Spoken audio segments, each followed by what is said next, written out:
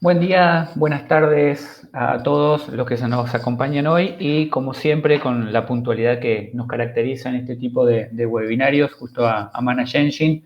Aprovecho para darles la bienvenida. Muchísimas gracias a todos por la puntualidad y por estar allí acompañándonos desde hace ya aproximadamente 2 años que Manage Engine tiene la gentileza de invitarme a brindar este tipo de webinarios, por lo que agradezco a ellos también la confianza en todo este tiempo. Sin más dilación, como siempre, vamos a ir directamente al grano. Para aquellos que no me conocen, soy el licenciado Cristian Borguelo y, como les decía recién, aproximadamente hace 2 años, junto a Manage Engine, brindamos este tipo de webinarios gratuitos, generalmente a través de este canal y, obviamente, también tratando de respetar la puntualidad que comenzando a las 12 o a la 1, seguramente en algunos países, o 2, de acuerdo a donde nos estén mirando, o probablemente las 11 también. Así que, como digo, buen día a todos y arrancamos sin mucho más pérdida de tiempo. Bien, como les decía, soy el licenciado Cristian Borguelo, soy especialista en seguridad de la información y desde hace 20 años aproximadamente dirijo el sitio Seguinfo, que están todos invitados a visitar. No hay mucho más para agregar. Obviamente, si después quieren investigar algo sobre mí también, ahí tienen el currículum completo directamente en el sitio. Así que vamos a arrancar. La charla que nos compete hoy, sobre la que vamos a estar hablando aproximadamente 45 minutos y después mi compañero, en este caso en la sala, Diego, va a estar mostrando algunas herramientas también de Manage Engine para tratar de prevenir los distintos tipos de ataques que yo voy a ir mostrando durante la charla. Seguramente vamos a tratar de terminar, como siempre hacemos, lo más puntual posible, alrededor de una hora. Bien, vamos a arrancar entonces directamente. Cuando hablamos de ataques client-side o del lado del cliente, ¿de qué estamos hablando? Estamos hablando de ataques obviamente que ocurren del lado del usuario, en donde el usuario es la víctima y generalmente muchas veces las organizaciones, sobre todo, no prestan demasiada atención a este tipo de ataques porque obviamente dicen, es el usuario el que va a ser víctima, por lo tanto yo como organización y como empresa no tengo ningún tipo de afectación en este ataque y por lo tanto no tengo nada para hacer. Durante la charla vamos a ver que esto en realidad no es tan así y obviamente vamos a ir viendo los distintos tipos de ataques que se ven hoy en día y que los delincuentes aprovechan de forma masiva para tratar de realizar estafas, robos, etcétera, fraudes a las posibles víctimas que son afectadas por estos ataques. Entonces, ¿qué es un ataque del lado del cliente? Ocurre cuando un usuario descarga algún tipo de contenido malicioso. Este contenido puede estar en el sitio de una empresa que previamente haya sido vulnerada o de un sitio que previamente haya sido vulnerada, o puede estar alojado en algún tipo de sitio que el atacante haya creado exprofeso para esto. En cualquiera de las dos condiciones, en última instancia, lo que sucede es que la víctima termina siendo el usuario, generalmente utilizando algún tipo de browser. Y esto es lo que nos va a ubicar justamente en la charla de hoy, de cómo prevenir este tipo de ataques y cómo podemos evitar que diferentes exploits o diferentes vulnerabilidades del lado del cliente en el browser, independientemente si utilizan Firefox, Chrome, Brave o Internet Explorer, que ahora vamos a ver, vamos a dedicar un apartado especial a Internet Explorer, independientemente del browser que utilizan, la realidad es que la víctima termina siendo siempre el usuario final. Otro caso que también tenemos que considerar para los ataques de client side es que no necesariamente requiere la iteración del usuario. ¿Qué significa esto? Muchas veces solemos pensar que la víctima sí o sí necesita realizar un clic o necesita aceptar específicamente algo que le va a aparecer en el browser para ser víctima y convertirse efectivamente en una víctima. Esto no necesariamente es así. Vamos a ver varios casos en donde, por ejemplo, el exploit directamente se activa sin que el usuario haga nada, simplemente visitando un sitio web del atacante, a veces incluso sin saberlo, como vamos a ver más adelante, directamente ya se dispara el exploit o se ejecuta la vulnerabilidad. Los clientes obviamente incluyen software de procesamiento de texto, hojas de cálculo, reproductores multimedia y por supuesto navegadores web. Ahora vamos a ver dentro de un ratito un video que incluye las dos partes. Por un lado, el browser y por otro lado, lo que se considera una herramienta de ofimática como puede ser Word, una hoja de cálculo, PowerPoint, etc. Y adicionalmente, otro gran problema que tienen los ataques de client-side es que las medidas en el perímetro generalmente no restringen este contenido. Es decir, un firewall, por ejemplo, en general no va a ser capaz de detectar este tipo de ataque. ¿Por qué? Nuevamente, porque ocurre del lado del cliente y en general son muy difíciles de mitigar porque al ocurrir en el cliente, ocurrir en el browser, en general la mayoría de las organizaciones tienen el acceso a Internet, por no decir todas, tienen acceso a Internet totalmente abierto, es decir, el puerto 80 y el puerto 443, lo tienen abierto y por lo tanto el firewall no tiene nada para hacer. Es decir, la protección la tenemos que pasar al endpoint, al lado del usuario, en el mismo lugar donde ocurre el ataque, tenemos que tratar de prevenir ese ataque. Esto obviamente es simplemente un poco una broma para recordar para los que somos más viejitos y tenemos más años, lo que sucedía hace algún tiempo, no demasiado tiempo, con el Internet Explorer, por ejemplo, cuando estábamos navegando a través de este browser. Muchas veces usuarios podían tener todo este tipo de cosas o barras o pop-ups o ads instalados y en general esto lo que hacía era, por supuesto, se desaprovechaba muchísimo ancho de banda y en general el usuario terminaba siendo víctima de algún tipo de malware, en general un adware o un spyware que vamos a ver después, y en general ni siquiera sabía a veces lo que estaba sucediendo o para qué necesitaba todo este tipo de barras, supuestamente barras de búsqueda. La realidad es que cambió mucho hoy el uso de los browsers. Yo debo ser aproximadamente 10 años que no veo un pop-up dentro de un browser de lo que yo utilizo, más allá de que utilizo bloqueadores también que después vamos a ver, pero la realidad es que los browsers en sí mismos también tienen un montón de medidas adicionales de protección. Adicionalmente de esto, no significa que estas medidas de protección continuamente los delincuentes van buscando nuevas alternativas para sarjeárselas y que requiramos adicionalmente dentro de la organización algún tipo de protección adicional. Vuelvo a repetir lo que dije antes, el firewall no necesariamente nos va a proteger de esto, necesitamos herramientas del lado del cliente. Después, durante el final de la charla, como decía, Diego va a mostrar algunas de estas herramientas. Tampoco es tarde para recordar que, por ejemplo, en el caso de Microsoft Edge, Internet Explorer, como ya sabemos, está muerto. Esto evolucionó en Microsoft Edge, en la versión de Microsoft primero, y esto finalmente también terminó muriendo. Microsoft Edge, hoy se lo conoce como Edge Legacy, murió el 9 de marzo oficialmente de este año, y evolucionó a Edge pero la versión de Chromium. ¿Qué significa? Como ustedes saben, hay una versión específica de navegador que se llama Chromium, no confundir con Chrome, que es la versión específica de Google de Chromium.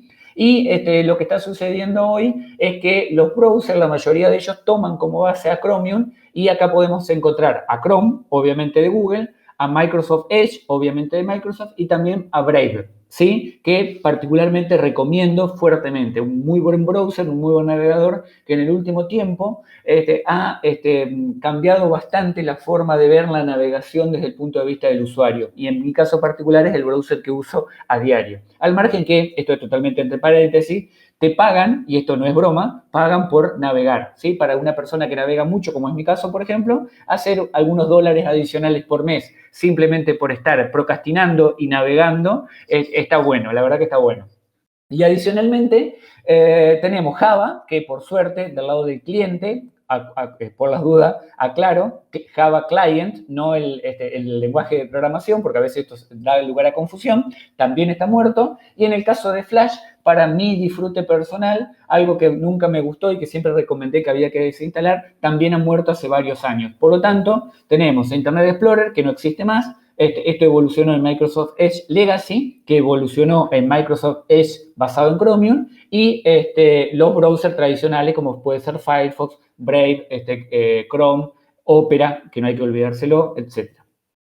Bien, por otro lado, acá digo siempre, repito, los sitios HTTPS no son seguros. ¿Por qué digo repito? Porque esto es algo que siempre lo digo y no me canso de declararlo y lamentablemente sigue pasando. De hecho, hace muy poquito, hace 15, 20 días, terminamos de publicar un informe que lo pueden buscar, en donde analizamos los sitios de Moodle, de la plataforma educativa Moodle. Y no nos asombró descubrí que el 75% de los sitios educativos basados en Moodle estaban corriendo sobre HTTP, es decir, no tenían HTTPS. Esto nos dio mucha lástima, la verdad que todavía muchísimas organizaciones educativas, gubernamentales y, por qué no, también empresas privadas, utilizan esta plataforma educativa sobre HTTP. Entonces, no me canso de decirlo y repetirlo. No utilicen HTTP en sus sitios web. Hay que migrar a HTTPS. Si no aparecen este tipo de carteles, los browsers hoy, por suerte, están bloqueando la navegación HTTP o están intentando bloquearla, esa es la realidad,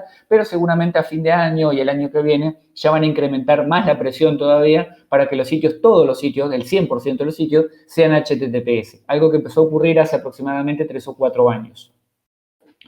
Entonces, esto también nos lleva a otros tipos de ataque. El problema de los pozos de agua siempre lo menciono, perdón por la crudeza de la segunda imagen ahí, pero es lo que sucede en la naturaleza y también, lamentablemente, lo que sucede en nuestros browsers si no tomamos las medidas adecuadas de protección.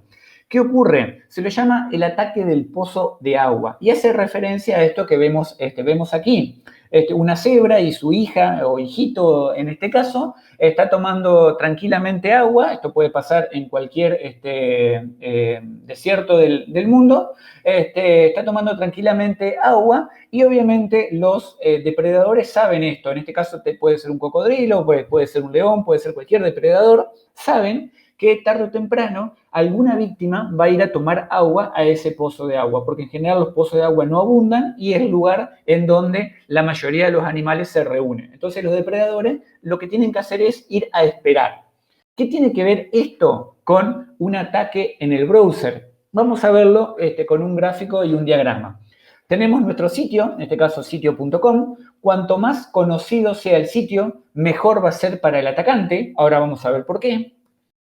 En este caso, el atacante, el delincuente, se aprovecha de una vulnerabilidad en el sitio web, puede ser cualquier sitio web, como digo, cuanto más conocido, mejor, y lo que va a hacer es ingresar explotando una vulnerabilidad, cómo la encontró y cuál sea la vulnerabilidad no viene al caso, lo importante es que encuentra una vulnerabilidad en el sitio, por eso es tan importante actualizar los sitios web continuamente. En el caso de Moodle, que mencionaba anteriormente, vuelvo a repetir, este es un informe gratuito que publicamos hace aproximadamente 15 o 20 días, lo pueden buscar en Seguinfo.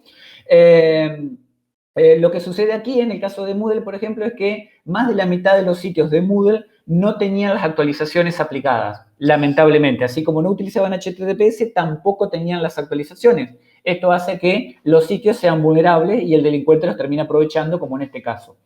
Una vez encontrada la vulnerabilidad, lo que hace es insertar un script dañino. Ese script dañino, en general, lo puede construir porque conoce cómo hacerlo a través de JavaScript o algún otro lenguaje de programación, o lo puede adquirir en el mercado negro. Y lo que tiene que hacer después es esperar. Lo mismo que pasaba con los depredadores en el pozo de agua, de ahí viene el nombre. Lo que tiene que hacer es esperar que las víctimas ingresen, o las posibles víctimas. Por lo tanto, voy yo, que soy una víctima, ingreso al sitio web, vuelvo a repetir, cuanto más conocido mejor, porque significa que la cantidad de víctimas se va a incrementar. A partir de ahí, el sitio va a descargar en la máquina, va a empezar a descargar distintos tipos de scripts en donde se van a verificar vulnerabilidades en el sistema operativo, en el browser y en las distintas aplicaciones que tenga la víctima en su máquina instalada. Puede ser, como digo, el browser o puede ser cualquier herramienta de ofimática o cualquier otra aplicación, aplicaciones para leer PDFs, aplicación para ver videos, etcétera.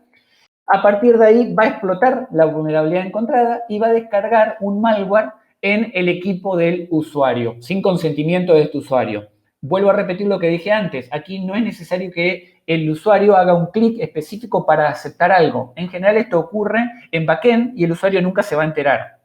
Y finalmente, va a ocurrir un robo de datos desde la víctima, se le va a enviar al atacante información, va a robar información, o en el caso de que sea un malware, puede ser un ransomware, puede ser una botnet, puede ser una amenaza persistente y avanzada, etc. Distintas herramientas que muchas veces se detectan con antivirus.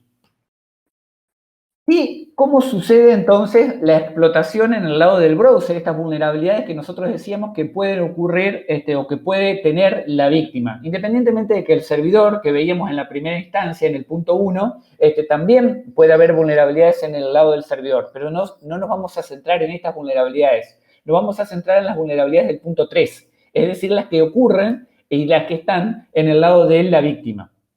Acá tenemos, por ejemplo, una vulnerabilidad que explotada en Firefox para Android, y que en esto significa que si yo estoy navegando justamente en Firefox en Android y no lo actualicé hace mucho tiempo, voy a tener esta vulnerabilidad. Esto es lo que van a buscar los delincuentes. O una vulnerabilidad publicada hace un par de días de Microsoft en una librería específica de Windows. Esto pueden ver mucha información en el blog. Yo lo vengo actualizando prácticamente todos los días de cómo se realiza el ataque, y ahora voy a mostrar un video. Y por suerte, ayer, 14 de septiembre, se publicó la actualización. Una actualización fuera de banda, porque justamente era tan pero tan grave la actualización que Microsoft decidió parchearla antes de lo que correspondía. En este caso, era una vulnerabilidad de 8.8 sobre 10, extremadamente grave, y lo que termina sucediendo es que se ejecuta una aplicación, es un ataque que se puede realizar de forma remota, como yo voy a mostrar ahora en el video. Se termina ejecutando un programa dañino en la máquina del usuario. ¿Cómo funciona? Acá yo tengo el paso a paso, esto también lo pueden ver en el blog, como decía. Lo que sucede es que se crea un documento de Word especialmente diseñado para esto, en donde ustedes ahí pueden ver un enlace, seguinfofake.com.ar, que es de donde se descarga finalmente un archivo ejecutable a la máquina del usuario. Esto cuando el usuario abre Word, se va a ejecutar este archivo. Acá podemos ver que adicionalmente se abre también desde Seguinfo-Fake, en este caso, un archivo HTML que adentro, fíjense que tiene un CAP ahí, voy a marcar con color, tiene un archivo CAP que se va a descargar de una IP, en este caso yo estaba haciendo una demo en una máquina virtual, por eso es una IP interna. Se descarga un archivo ejecutable. Finalmente, lo que va a terminar sucediendo en el browser, en el navegador, lo que va a visualizar el usuario es prácticamente nada. O sea, en realidad se va a ejecutar simplemente el Internet Explorer, en el caso de que lo tenga instalado, que en general el usuario lo tiene instalado sin saberlo o sin usarlo, por más que no lo use, lo tiene igual. Acá podemos ver en pantalla negra, en el servidor, como pueden ver, se descargó también un archivo word.html, que este es el contenido que tiene adentro, está todo ofuscado, como pueden ver, no voy a entrar en detalle en eso ahora. Y finalmente, el usuario lo que termina viendo en su Word, todo esto pasó en backend. El usuario nunca se da cuenta. Toda la apertura del browser, la ejecución, etcétera, ocurre en backend. Y lo que va a terminar sucediendo en este caso particular, porque simplemente es una prueba de concepto, es que se termina de cargar el documento de Word y se ejecuta la calculadora. En el caso de un ataque real, que en este momento está ocurriendo y por eso es tan importante que actualicen hoy mismo, lo que se ejecutaría sería un troyano, ¿sí? Básicamente sería eso. Lo vamos a ver en un video, es muy cortito, son menos de 10 segundos. Acá yo voy a abrir el documento de Word, siguiendo el mismo ejemplo que veíamos anteriormente. Un segundo. Ahí está, lo voy a ejecutar. Abro el documento y ya está.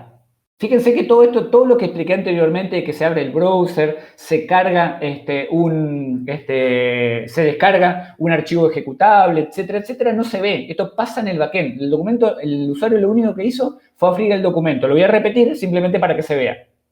Abro el documento, se abre Word, listo, se ejecuta la calculadora, ¿sí? Tan transparente como eso. El usuario no tiene que aceptar nada, simplemente ejecutar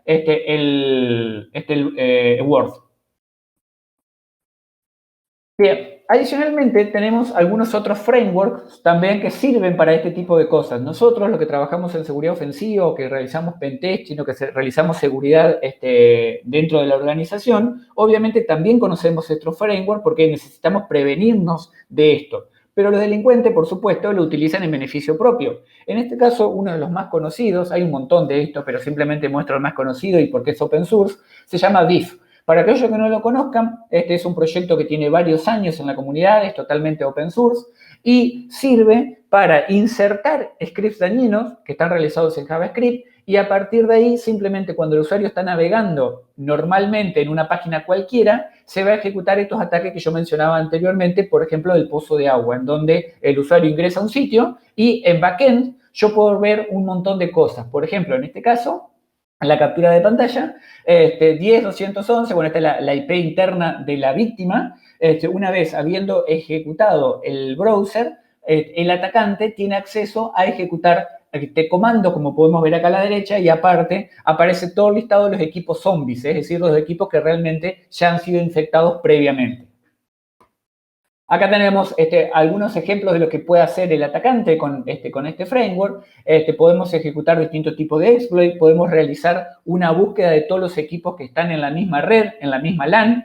Por ejemplo, ahí tenemos un switch, tenemos routers, tenemos equipos locales, tenemos cámaras, etc. Y a partir de ahí podemos ir tomando el control de cada una de ellas. Obviamente, el control de estas máquinas se terminaría cuando el usuario cierre el browser. Pero en general, y esto hagamos un ejercicio interno todos nosotros, ¿cuánto tiempo al día tenemos el browser abierto? Si estoy 12 horas delante de la máquina, probablemente en mi caso particular yo tengo las 12 horas el browser abierto porque es todo el tiempo, ¿sí? Entonces, en general, este tipo de cosas son relativamente fáciles de realizar para el atacante, al margen de que, como digo, estos son proyectos abiertos, al margen de que hay muchos otros que son pagos, y que tienen muchísimos otros tipos de herramientas, se pueden realizar muchísimos ataques sin que el cliente se percate en ningún momento.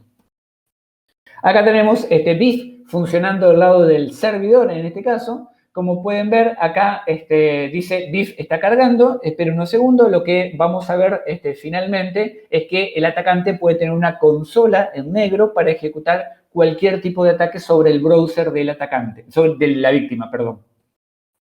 Acá tenemos algunos tipos de conexiones en donde podemos ver quiénes son los usuarios que se están conectando. Acá lo tenemos, 10, 2, 11, 55, 10 sería la víctima. Y se va a ir listando uno debajo de otro todas las personas que van ingresando, que van siendo atacados.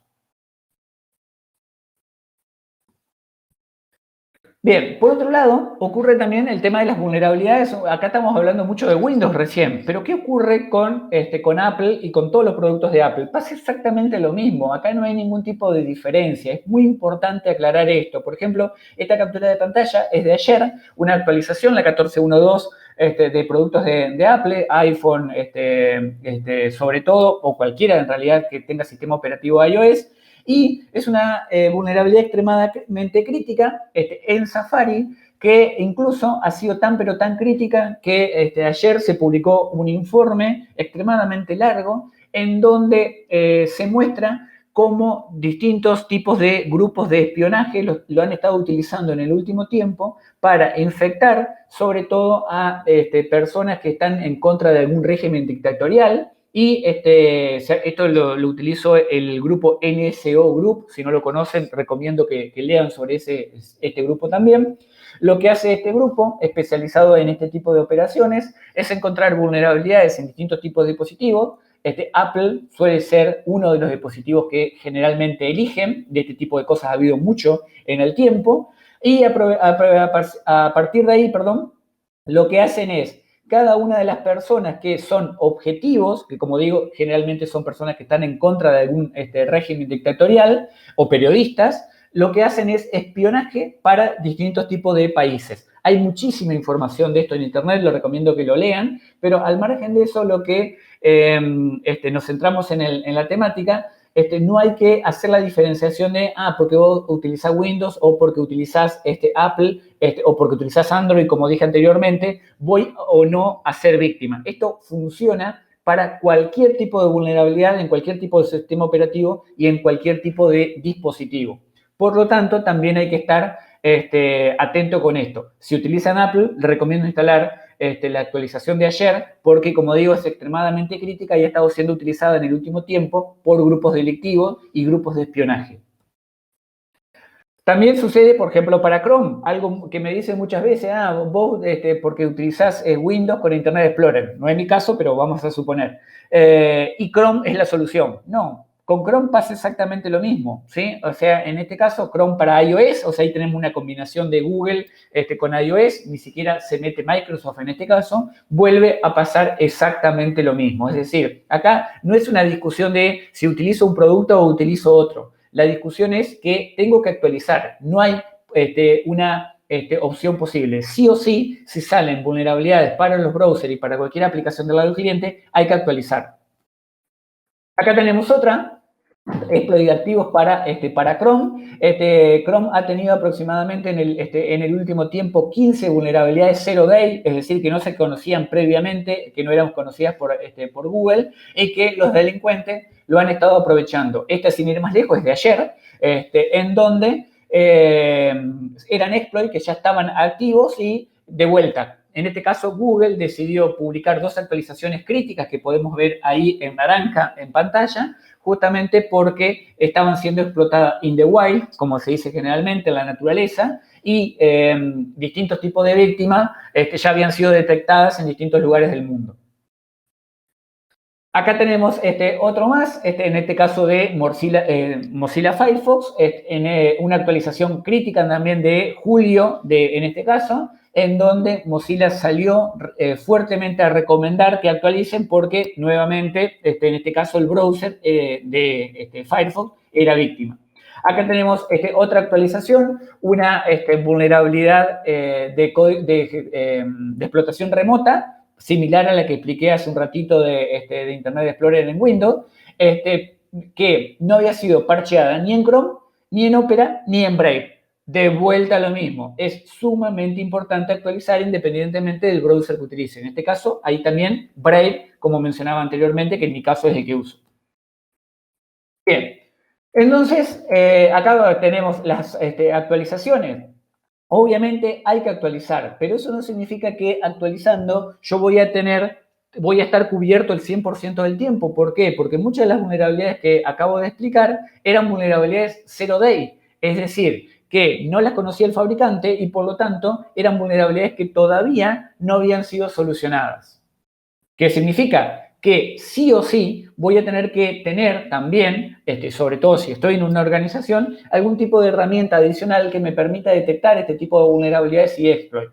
Sobre todo porque en este caso tenemos competencias, todo el tiempo ocurren estas competencias, se las conoce como Capture the Flag, son absolutamente legales y está muy bien que haya cientos de investigadores viendo este tipo de vulnerabilidades. Lo que hacen son distintos tipos de desafíos para encontrar vulnerabilidades graves en los distintos browsers. Acá, por ejemplo, tenemos 23 explotaciones satisfactorias a aplicaciones del lado del cliente, Chrome, Safari, Firefox, Adobe Reader, etcétera, al margen de otras aplicaciones también para el lado del servidor, pero lo importante es que todo el tiempo se realizan este tipo de competencias. Es decir, por un lado, estamos obligados a actualizar porque hay competencias de este tipo que, como digo, son legales y que se informan a los fabricantes que hay vulnerabilidades, pero por el otro lado también los delincuentes están continuamente buscando zero days, que obviamente al ser delincuentes no informan a los fabricantes y a partir de ahí terminan aprovechándolo en beneficio propio. Es decir, por un lado o por el otro necesitamos actualizar y además tratar de protegernos de los posibles zero day o vulnerabilidades que todavía no han sido informadas con algún tipo de herramienta. Por otro lado, así como tenemos la explotación masiva de las vulnerabilidades que mencionaba recién, empiezan a aparecer el aprovechamiento de estas vulnerabilidades por parte de los delincuentes. Una de las formas en que lo utilizan y que todos nosotros conocemos es el malvertising, es decir, los avisos, ahí viene el tema de la publicidad, pero orientado a algún tipo de acción maliciosa. Básicamente lo que se intenta hacer es distribuir algún tipo de malware a través de anuncios y de publicidad. Generalmente van a aparecer algún tipo de barra al costado, o en la parte superior o en la parte inferior de la página que estemos viendo, o directamente un pop-up. Y lo que van a hacer es los atacantes utilizar actividades de publicidad legítima para ocultar banners o algún tipo de exploit o script o herramienta como las que acabo de mostrar dentro de banners que supuestamente son legítimos. Entonces, yo entro a un diario, por ejemplo, y digo, este pop-up o este banner me aparece todos los días, es normal que lo vea. Pero lo que están haciendo los delincuentes es justamente ocultar dentro de ese banner o publicidad legítima algún tipo de redirección, script o exploit que va a accionar y va a estar haciendo algo en el backend del browser mientras el usuario está leyendo la noticia.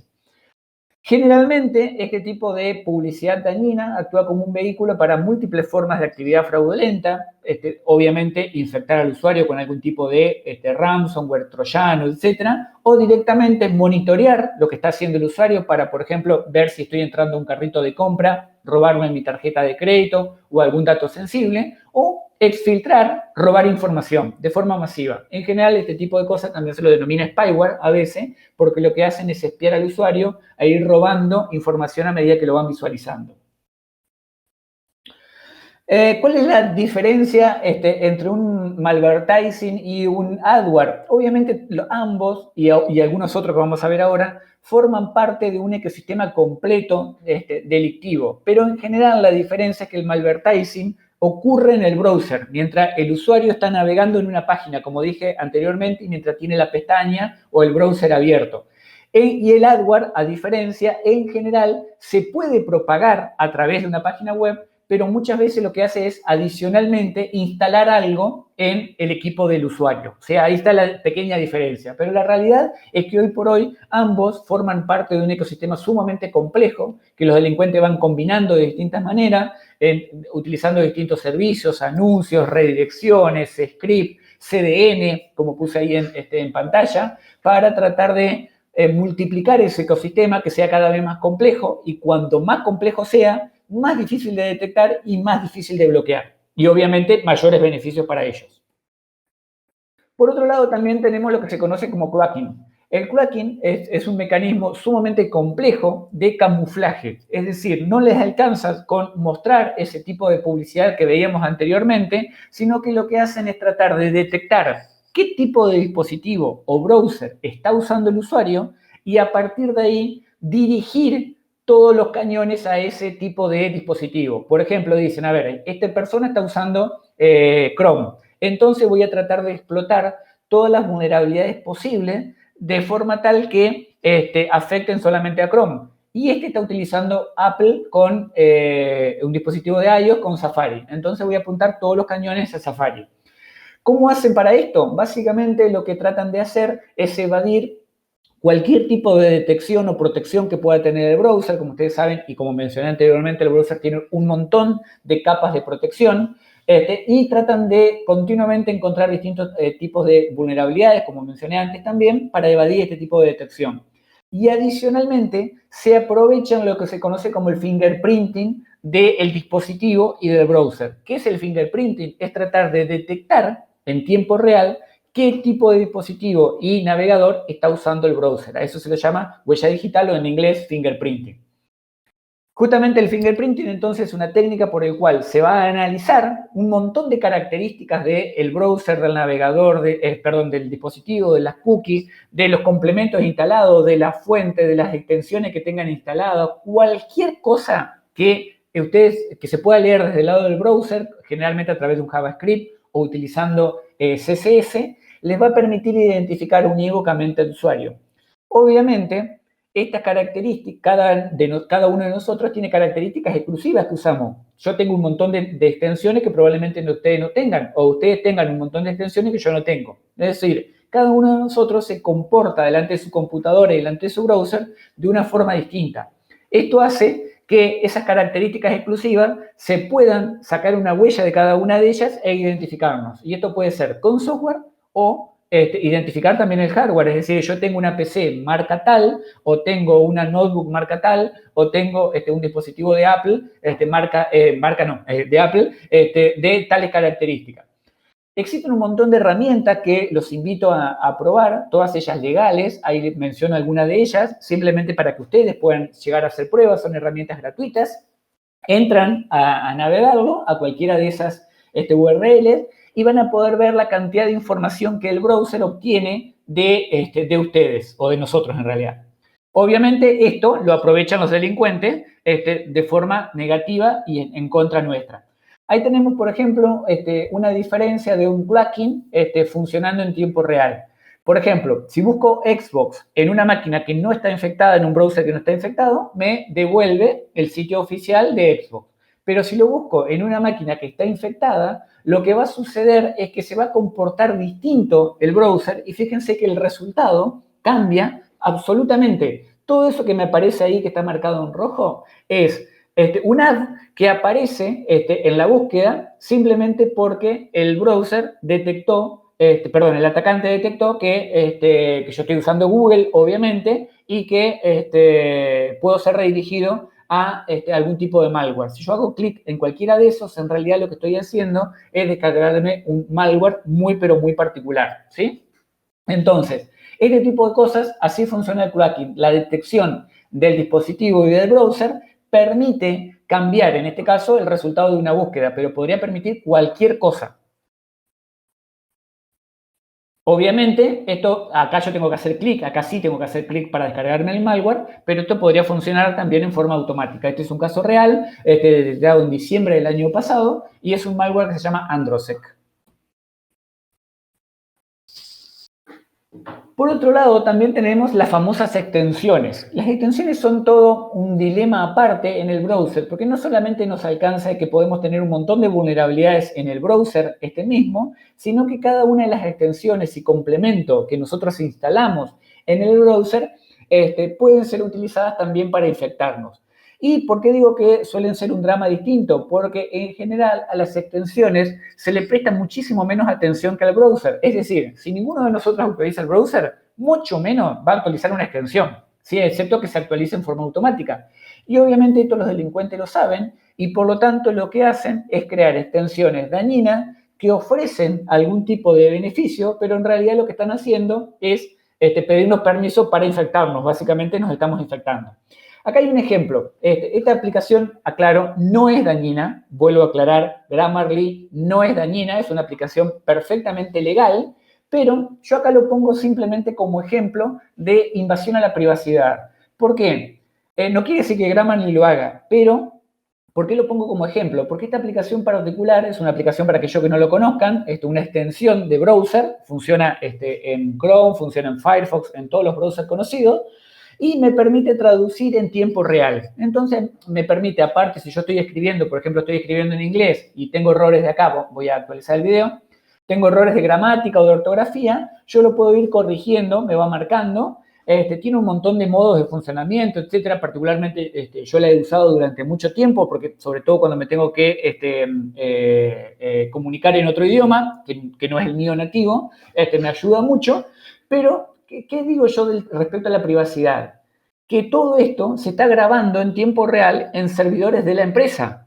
No significa que la empresa utilice esta información para violar mi privacidad, no lo sé, ¿sí? Pero la realidad es que todas mis conversaciones, mails, chat, etcétera, están siendo grabados y están siendo analizados por una máquina de inteligencia artificial en tiempo real. Es la forma en que justamente se puede llegar a corregir esto en tiempo real.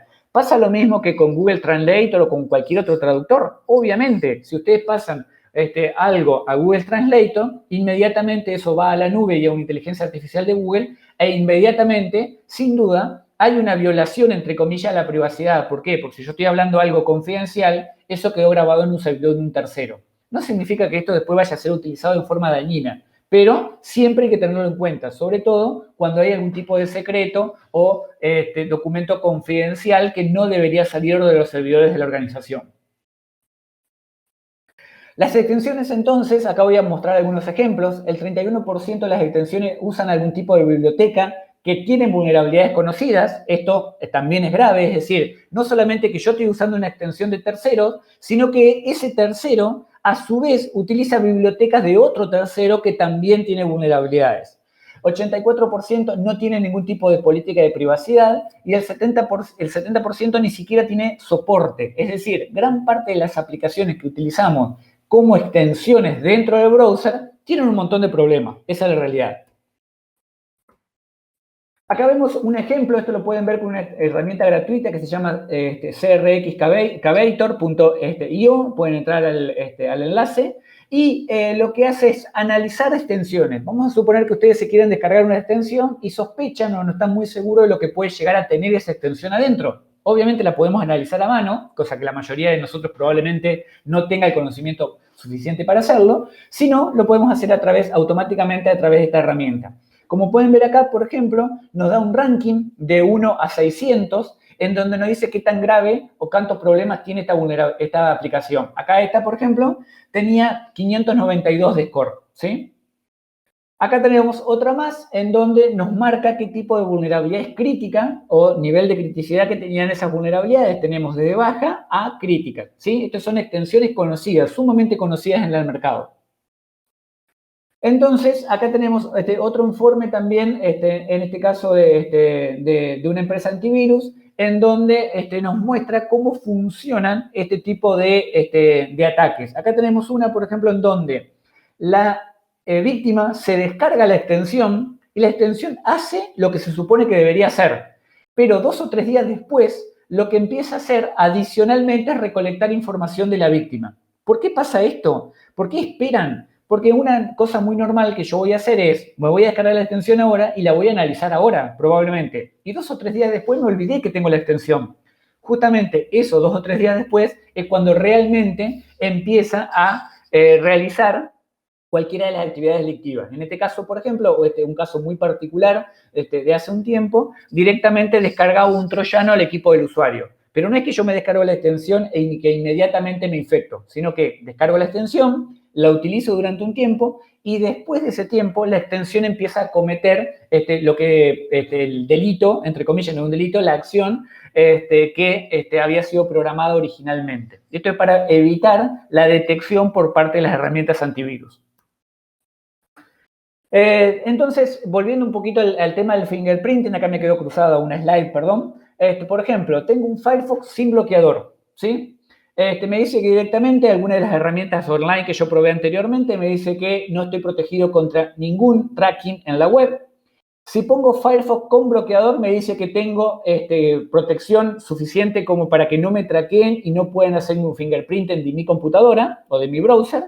Y en el caso de Brave, por defecto ya viene instalado así. Me dice que tengo todos los apps bloqueados, tengo los trackers bloqueados y que tengo el fingerprinting también activado. ¿Sí? Esto es Brave funcionando por defecto. ¿Por qué hago tanto hincapié en Brave? Porque es un navegador totalmente open source, una muy buena alternativa a Chrome. Si utilizan Chrome es exactamente lo mismo. Yo básicamente nunca he utilizado Chrome, pero es básicamente exactamente lo mismo para aquellos que están utilizándolo, y que tiene un montón de medidas adicionales que Chrome por defecto no las tiene, ¿sí?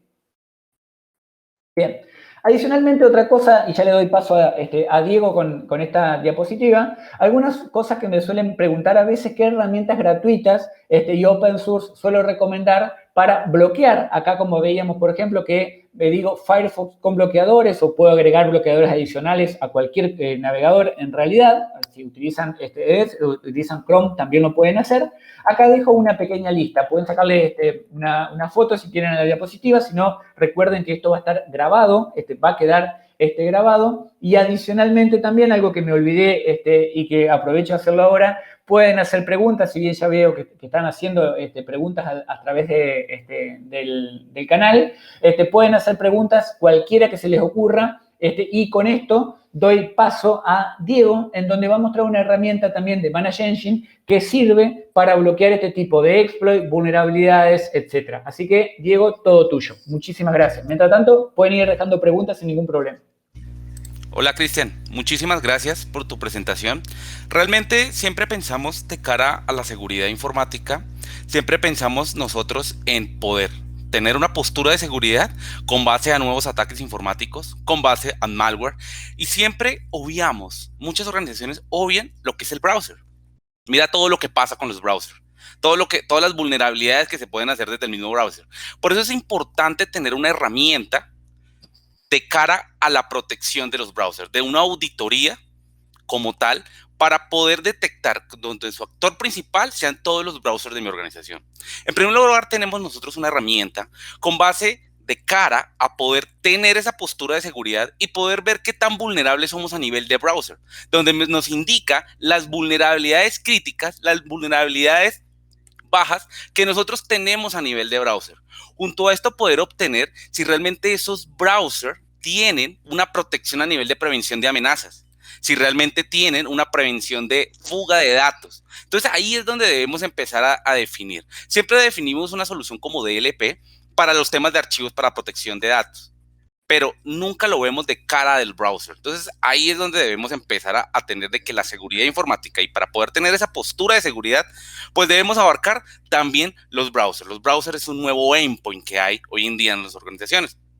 Poder tener una visibilidad de mi organización, por ejemplo, para saber cuáles son los browsers por defecto que tienen los dispositivos, donde podemos observar de que tenemos un Firefox, o donde tenemos un Google Chrome como soluciones de defecto.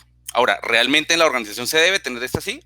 Entonces, ahí es donde empezar a generar políticas de cuál es el browser por defecto, cuál es el browser oficial de mi organización. Junto a esto, poder tener una visión de las extensiones maliciosas que tiene la organización.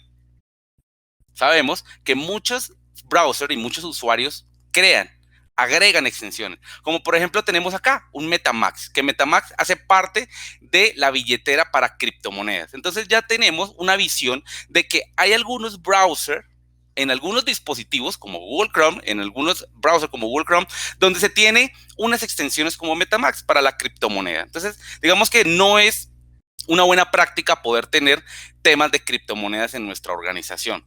Por eso es importante tener esa visibilidad como tal. Junto a esto, poder obtener, permítanme acá, poder obtener información relevante en cuanto a toda la visibilidad e información, una vez me cargue aquí la herramienta, y poder tener las amenazas como tal, poder tener los dispositivos de cara a lo que yo estoy protegiendo. Por ejemplo, yo aquí tengo 2 dispositivos agregados a mi Browser Security Plus, donde me mide el score de riesgo de uno, donde aquí podemos obtener de que tengo un 36% menos de probabilidades de eventos maliciosos de seguridad, pero en el otro dispositivo tengo un 0%, es decir, no está vulnerable. ¿Esto qué quiere decir? ¿Esto por qué?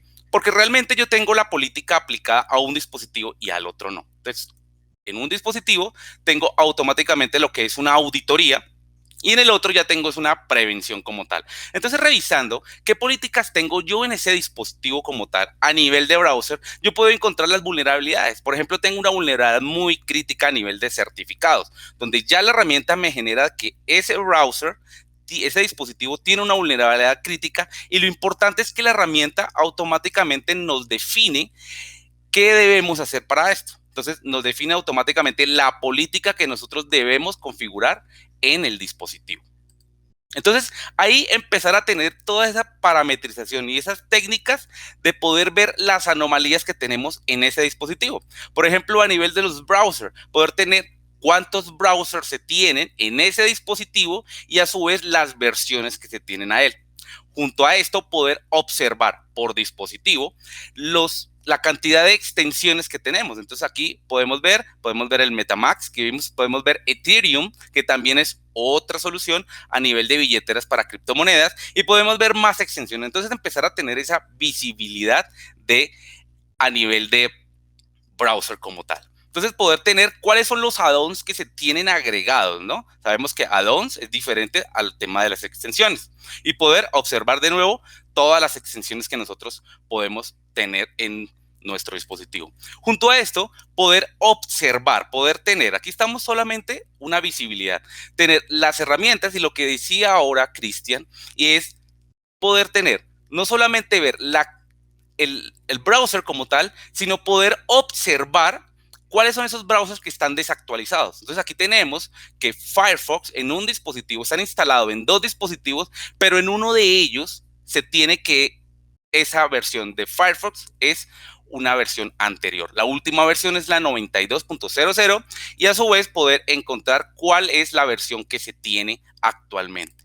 Entonces, evitémonos esos malware de Zero Day y todos esos malware que nos mostró ahorita Cristian, con una visibilidad como podemos obtener aquí y poder remediarla, que eso es lo importante, empezar a actualizarla. Entonces, si tenemos una visión general de esto, pues automáticamente podemos encontrar y podemos tomar acciones con base a esto. En cuanto a esto, podemos ver políticas. No solamente es tener una visibilidad, una auditoría de eso, sino empezar a generar, por ejemplo, bloqueo de las extensiones, donde yo puedo generar esas políticas y empiezo a generar, por ejemplo, como bloquear extensiones en Google Chrome, donde yo aplico políticas directamente a nivel de browser. Pero también yo puedo mantener las extensiones que actualmente están instaladas, pero que no se puedan instalar más. O puedo eliminar todas las extensiones que yo quisiera.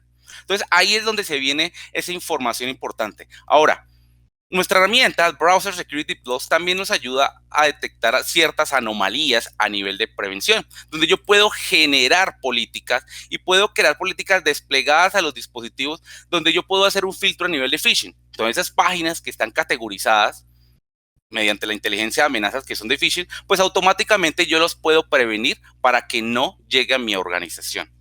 Junto a esto, poder tener muchas más políticas a nivel de prevención, como por ejemplo esos sitios web que tienen muchos ads, poderlos eliminar, que no se puedan conectar a esos sitios web como tal.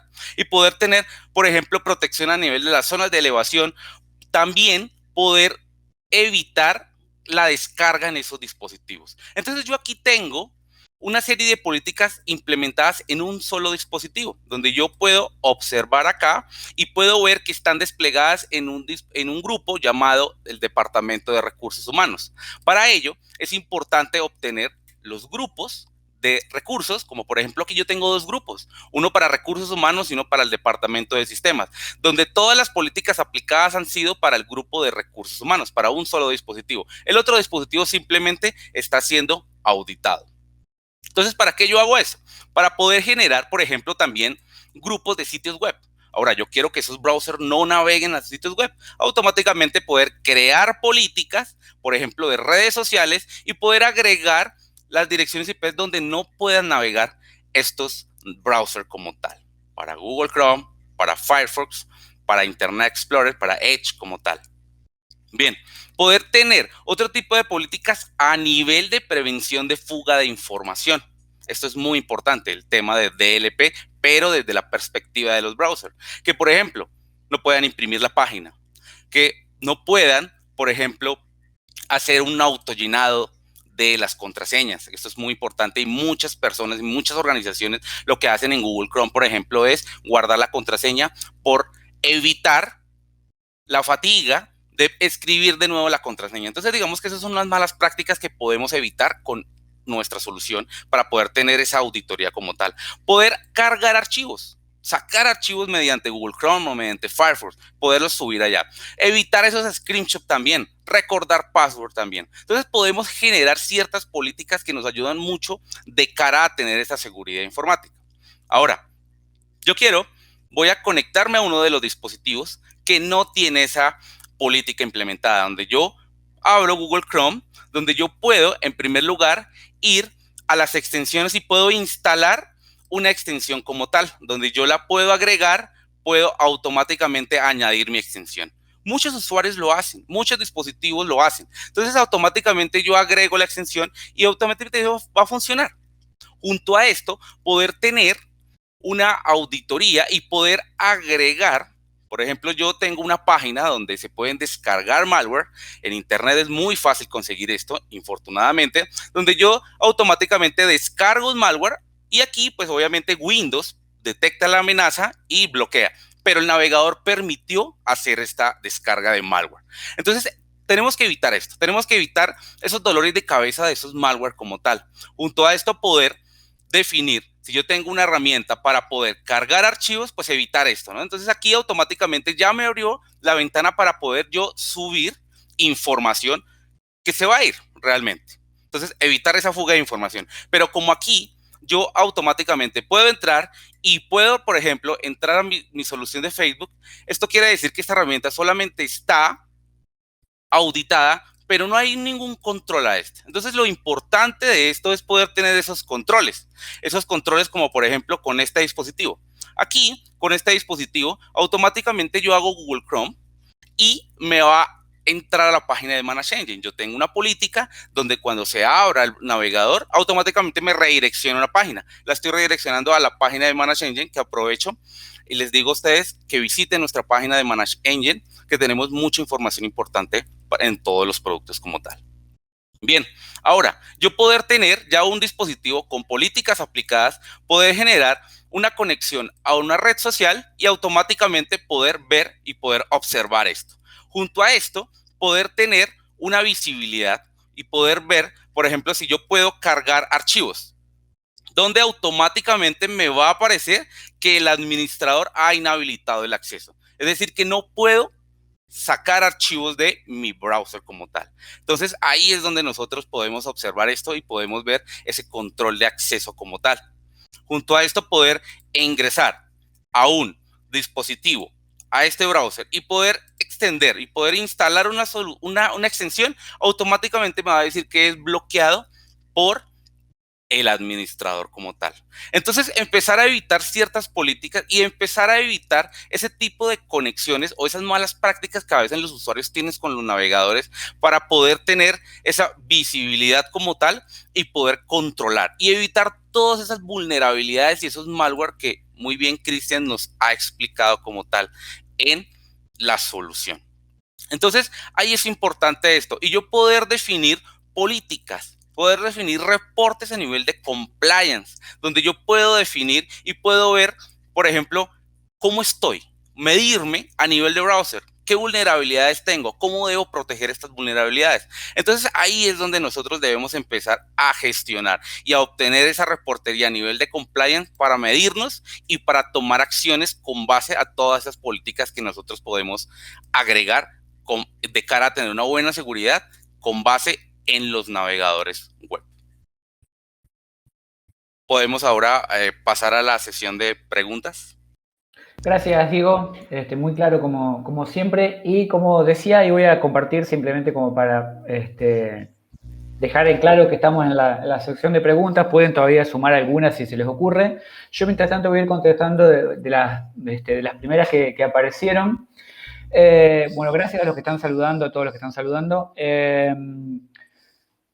Sí, alguien me pregunta si es conveniente usar Google Chrome. En realidad acá esto es decisión personal y de la organización, en el caso de que este navegador sea específicamente controlado por la organización y pueda llegar a ser bloqueado, como acaba de mostrar Diego. Yo tengo la posibilidad de decidir como organización qué browser utilizar y cuál no. No es una recomendación que yo voy a dar si conviene o no utilizar un browser u otro. La realidad es que en cualquiera de los actuales, ya sea Safari, Chrome, Opera, Brave y el nuevo Firefox, obviamente, y el nuevo Edge, cualquiera de ellos hoy tiene los mismos niveles de seguridad y obviamente cualquiera puede también tener el mismo nivel de vulnerabilidad. Por lo tanto, no es un tema de si elijo uno u otro. Lo que sí tengo que tener claro es una política de actualización y de protección, como acaba de mostrar Diego.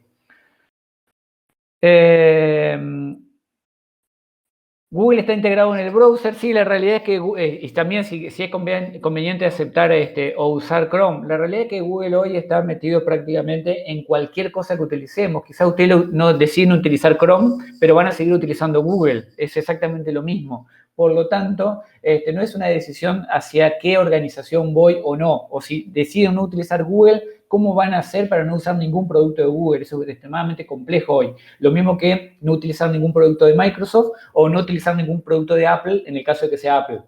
Entonces, la verdad es que independientemente de cuál es la marca, yo creo que no es un tema de decisión de marca y tampoco aquí hay una bala de plata. Lo importante es tener una política de actualización. Vuelvo a repetir eso, independientemente del producto, no es un tema de producto. Acá alguien pregunta por el navegador Opera y Opera Mini. La realidad es que si hay vulnerabilidades, obviamente que sí que hay vulnerabilidades.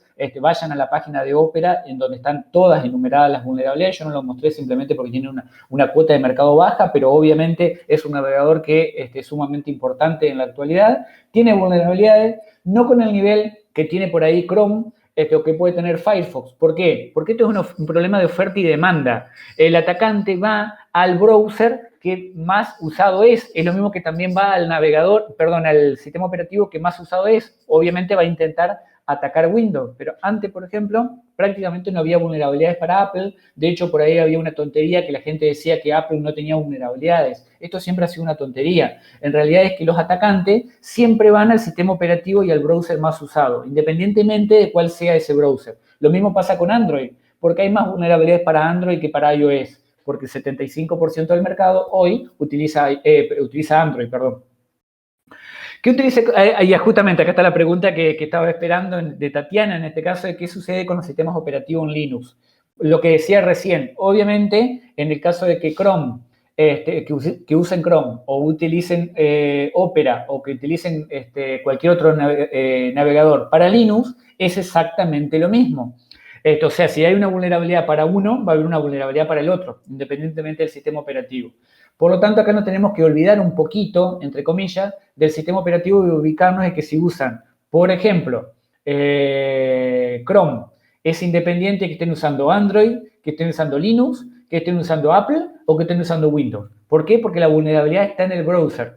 Obviamente, seguramente la plataforma de ataque en un Linux va a ser menor, pero esto no significa que no exista la vulnerabilidad, ¿sí? O que no se pueda explotar.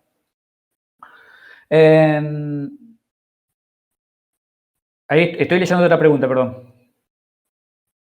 Acá alguien pregunta cómo podríamos utilizar el más seguro y el mejor. Vuelvo a lo que dije antes. Acá no existe la bala de plata, no existe el mejor. Así como no existe el mejor antivirus, no existe el mejor browser. Depende de las políticas que nosotros implementemos atrás de este. Es sumamente importante la actualización, las herramientas y las políticas que nosotros tengamos. No existe la bala de plata en seguridad de la información. Es muy importante que tengamos en cuenta eso. Acá hay una pregunta muy interesante. Alguien me pregunta qué pasa si uso un browser portable.